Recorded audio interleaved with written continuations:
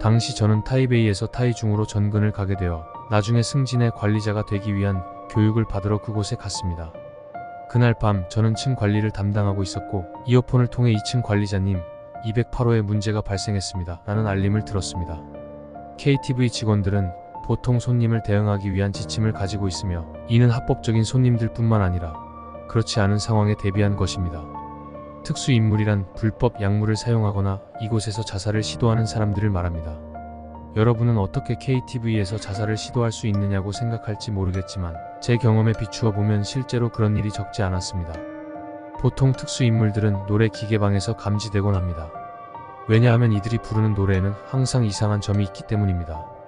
예를 들어 계속 같은 슬픈 노래만 부르거나 전부 흥겨운 노래이지만 부르지 않는 경우도 있습니다.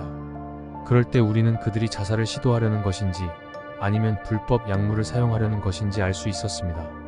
당시 208번 방의 경우 계속해서 황핀 위안에 너는 어떻게 나를 슬프게 할 수 있나요? 라는 노래를 부르고 있었습니다.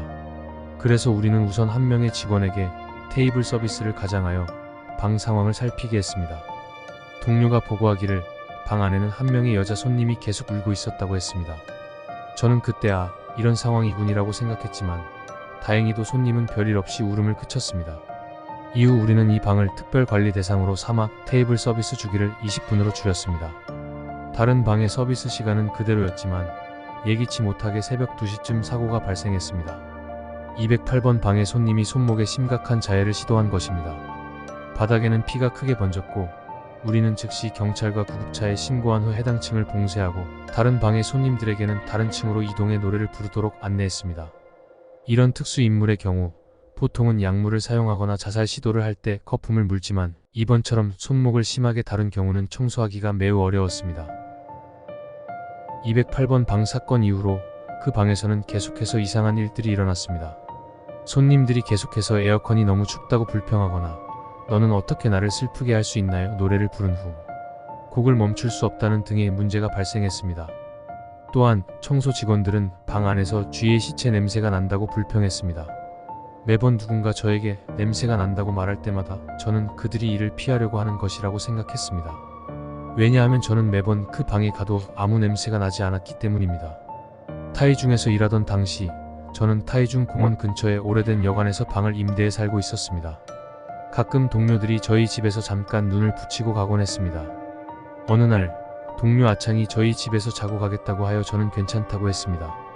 그날 우리는 같이 여관으로 돌아갔고 아창이 208번 사건에 대해 이야기를 꺼냈습니다. 저는 에이 너희들 괴상한 소문이나 퍼뜨리지 마. 나는 아무 일도 겪지 않았잖아 라고 말했지만 아창은 그럴 수도 있지. 아마 그것이 너와 함께 있을지도 몰라 라고 대답했습니다. 저는 그래? 그렇다면 그것도 방세를 내야 할 거야 라고 농담했지만 아창은 고개를 저으며 네가 겪게 되면 알게 될 거야 라고 했습니다. 그로부터 며칠 후 월급날이 되었고 임대료를 낼 시간이 되었습니다. 여관으로 돌아와 방문 앞에 서서 보니 문틈 아래에 뭔가 끼어 있는 것을 발견했습니다.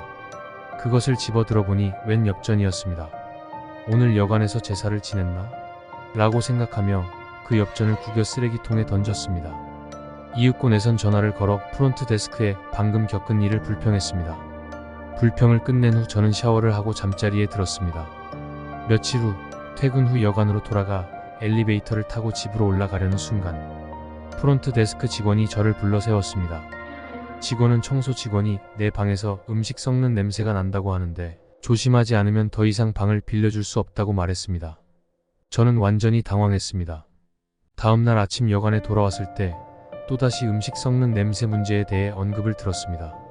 저는 프론트 데스크에 물어봤고 그 냄새가 나타나는 시간을 대조해보니 거의 제가 여관에 돌아온 이후부터 발생한 것이었습니다. 그날 밤 직원 휴게실에서 아창이 저를 보자마자 첫 마디가 너 괜찮아? 였습니다. 저는 무슨 일인지 모르고 그가 여관에서 내가 오해받은 일을 알고 있다고 생각해 그에게 불평을 시작했습니다. 아창은 한마디도 하지 않고 저를 쳐다보다가 그가 휴가를 낼 때 같이 쉬고 일중가를 가자고 제안했습니다. 저는 고개를 끄덕이며 수락했습니다. 휴가날 저는 여관 입구에서 그가 차를 타고 오는 것을 보았습니다. 차에 탄 후 우리는 산밀로 방향으로 이동했습니다. 일중가에 도착했지만 멈추지 않았고 저는 일중가에 도착했어 라고 말했습니다. 그는 일중가로 가는 게 아니라 내 스승님께 가는 거야 라고 말했습니다. 저는 그럼 그날 밤에 왜 일중가에 가자고 했어? 라고 물었습니다. 그는 그날 밤 그 여자가 내 뒤에 서 있었어. 그리고 우리가 출발할 때도 그녀는 내 방 창가에서 우리를 지켜보고 있었어 라고 말했습니다. 아창은 매우 진지하게 저에게 내가 정말 귀신에게 붙었어 라고 말했습니다. 저는 그의 말을 듣고 약간 소름이 돋았지만 그래도 그가 농담을 하고 있다고 생각했습니다. 하지만 목적지에 도착하고 나서야 알게 되었습니다. 그곳은 큰 사찰이었고 안으로 들어가자마자 무언가 무거운 것이 내려앉은 듯한 가벼운 느낌이 들었습니다. 그의 스승님을 만나고 저는 여쭈었습니다. 스승님, 정말로 저에게 귀신이 붙었나요? 왜 저를 따라왔나요? 스승님은 아무 말씀 없이 반드시 이사를 해야 한다. 그렇지 않으면 데려가겠다고만 하셨습니다. 그리고 절대로 몰래 이사를 해야 한다고 강조하셨습니다. 그렇지 않으면 내가 어디로 가든 그 귀신이 따라온다고 하셨습니다. 스승님은 말씀을 마치고 저에게 팔찌를 하나 주시며 목욕할 때조차 절대로 벗지 말라고 하셨고 반드시 일주일 내로 이사해야 한다고 강조하셨습니다. 저는 귀신을 믿지 않았지만 스승님이 여러 번 강조하셔서 생각 끝에 그대로 따르기로 했습니다. 이후 저는 사장님께 전화를 걸어 타이베이에 있는 가족이 저를 돌아오게 해서 타이베이로 다시 발령이 가능한지 물었고 사장님은 가능하다고 답해 주셨습니다. 저는 평소처럼 출퇴근을 하며 타이중의 동료들에게는 아무것도 알리지 않았습니다. 타이베이로 돌아온 후 일주일의 휴가를 보내고 다시 린센 지점에서 일을 시작했습니다. 이렇게 평화롭게 3개월이 지나갔습니다. 어느 날 갑자기 아창으로부터 전화가 왔습니다. 그는 제가 떠난 이후 그 여자가 계속 2층과 직원 휴게실에서 소란을 피웠다고 했습니다.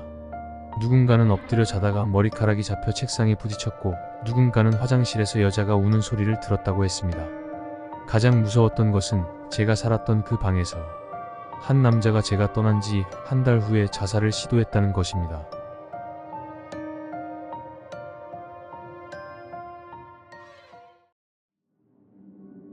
제가 중학교에 다닐 때 저는 양땡중학교에 다녔습니다. 이 학교의 졸업여행은 매년 같은 일정이 반복됐고 늘 같은 장소로 갔습니다. 같은 숙소에서 머물렀고 이번 이야기는 그 숙소에서 벌어진 일에 대한 것입니다. 그 호텔은 가오슝에 있었는데 손님들이 그곳에서 이상한 경험을 하는 경우가 종종 있었습니다. 호텔은 떠도는 영혼들이 자주 드나드는 장소라고 했습니다. 그래서 그들도 가끔 호텔에서 하룻밤을 보내곤 했다고 하죠. 보통 호텔 방은 2인 1실로 구성되어 있었고 우리 방은 4인실이었습니다. 낮 동안 신나게 놀고 저녁에 호텔로 돌아왔는데 선생님께서는 우리에게 절대 슬리퍼를 신고 방 밖으로 나가지 말라고 하셨습니다. 예의라고 하시면서요. 귀찮긴 했지만 선생님 말씀을 따를 수밖에 없었습니다. 게다가 우리 반만이 아니라 그날 밤 다른 반 학생들과 다른 학교 학생들까지도 같은 주의를 받았습니다. 그날 밤 우리 4명의 남학생은 한 방에서 이야기하며 시간을 보냈습니다.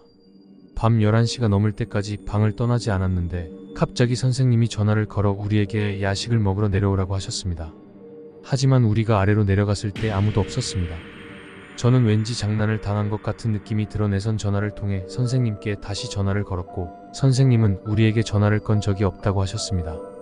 전화기 앞에는 큰 유리창이 있었고 그 뒤에는 하얀 테두리에 투명한 문이 있었습니다. 그 문에는 긴 머리의 여자가 서 있는 것이 분명히 보였습니다. 학생은 아닌 것 같았습니다. 그 당시에는 머리 규제가 있었으니까요. 저는 기분이 좋지 않아서 그녀를 특별히 신경 쓰지 않았고 그저 우리를 바라보며 웃고 있는 것 같은 느낌만 받았습니다. 방으로 돌아온 후 저는 갑자기 한기가 느껴졌습니다. 그러자 갑자기 생각이 났습니다. 큰일 났다. 너희 방에 들어갈 때 노크했니? 저는 바로 친구들에게 물었습니다. 모두가 아니, 안 했어라고 대답했습니다. 저는 방장으로서 처음에 열쇠를 받아 친구들에게 넘겨주고 선생님 말씀을 듣느라 조금 늦게 도착했었습니다. 호텔에 묵을 때는 방에 들어가기 전에 노크를 하고 실례합니다 라고 말해야 하며 화장실 문을 내려야 하고 신발을 너무 가지런히 놓지 말아야 하고 욕실 불도 끄지 않는 것이 좋다고 했습니다. 햇빛이 들지 않는 곳은 음기가 강하기 때문이라더군요. 저는 평소에 항상 이런 예절을 지켰습니다. 노크할 시간이 없었기에 저는 공기에게 대고 실례합니다 라고 말했습니다. 다른 부부는 친구들에게도 하라고 권했습니다. 그러고 나서 다시 선생님께 내일의 일정을 받으러 나갔는데 그때가 거의 11시 반에서 12시 가까이 되었던 것 같습니다. 일정을 받고 방으로 돌아오니 친구들은 이미 불을 끄고 잠들어 있었습니다. 저는 침대에 누웠고 옆에서 자고 있던 친구가 계속 저에게 달라붙어서 자고 있었는데 에어컨이 너무 세게 틀어져 있었는지 모르겠지만 그가 붙어 있음에도 불구하고 너무 추웠습니다.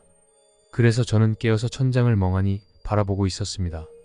우리 방은 트윈 침대로 이루어져 있었고 제 침대는 발코니 쪽에 있었고 다른 침대는 욕실 쪽에 있었습니다. 그런데 갑자기 다른 침대 쪽이 눈에 들어왔습니다. 친구 중 한 명이 담배를 피우고 있는 것이 보였습니다. 당시 저는 아무 말도 하지 않았고 그 옆에 자고 있던 친구도 갑자기 일어나 고개를 숙였습니다. 응? 저 친구가 잠결에 일어난 건가? 그는 갑자기 고개를 제 쪽으로 돌렸지만 아무 말도 하지 않았습니다. 아마 잠결에 그랬던 것 같았습니다. 저는 신경 쓰지 않고 다시 천장을 보며 내일 놀이기구를 어떻게 탈지 생각하다 잠이 들었습니다. 갑자기 제 옆에 친구가 또 저에게 달라붙었습니다. 저는 너무 추워서 다시 깼습니다. 그런데 희미하게 발코니에서 누군가 방 안으로 들어오는 것이 보였습니다. 저는 너도 잠이 안 와? 라고 물었지만 아무 대답이 없었습니다. 그가 마치 떠다니는 듯한 느낌이 들었습니다. 저는 일어나 화장실에 가고 싶었지만 갑자기 몸이 전혀 움직이지 않았습니다. 귀신에게 눌린 건가? 제 머릿속에는 수많은 귀신 눌림 대처 방법이 떠올랐고 하나씩 시도해 보았지만 아무 효과도 없었습니다. 너무 피곤했습니다. 결국 다시 잠이 들었습니다. 다음날 아침 저는 그것이 단지 악몽일 거라고 생각했지만 바닥이 엉망이 된 것을 발견했습니다. 마치 누군가가 여기저기 밟고 지나간 것처럼 보였습니다. 저는 두 침대 사이에 있는 머리맡 테이블에 잿더리가 하나 있는 것을 보았는데 그 잿더리는 처음과 다름없이 그대로 있었습니다. 저는 일어나서 샤워를 했고 집합 시간이 거의 다 되어 다른 친구들도 하나둘씩 일어났습니다. 담배를 피우던 친구는 샤오린이라고 불렀습니다. 저는 샤오린에게 너 어제 담배 피웠지? 라고 물었지만 그는 아니, 난 담배 안 피웠어 라고 했습니다. 저는 괜찮아, 말하지 않을게 라고 했습니다. 샤오린 옆에서 자던 샤오장은 깜짝 놀라며 너 담배 피웠어? 라고 물었습니다. 저는 다시 화제를 샤오장에게 돌려 샤오장, 너 어제 왜 자다가 나를 보고 있었어? 라고 물었고 그는 머리를 극적이며 자신이 왜 그랬는지 생각하려고 했습니다. 저와 같은 침대에 있던 친구는 샤오팡이라고 불렀습니다. 샤오팡은 방금 화장실에서 양치질을 하고 나와서 우리는 어제 옆방에서 카드게임하고 이제 막 1시간 잤어. 너 꿈꾼 거 아니야? 그리고 방을 왜 이렇게 어질러 놨어? 발코니도 안 닫았잖아. 라고 했습니다. 그 순간 저는 등골이 오싹해지는 한기를 느꼈습니다. 어쩌면 우리는 그날 밤 방에 우리만 있던 것이 아니었을지도 모릅니다. 그렇다면 그날 밤 나는 누구와 있었을까요?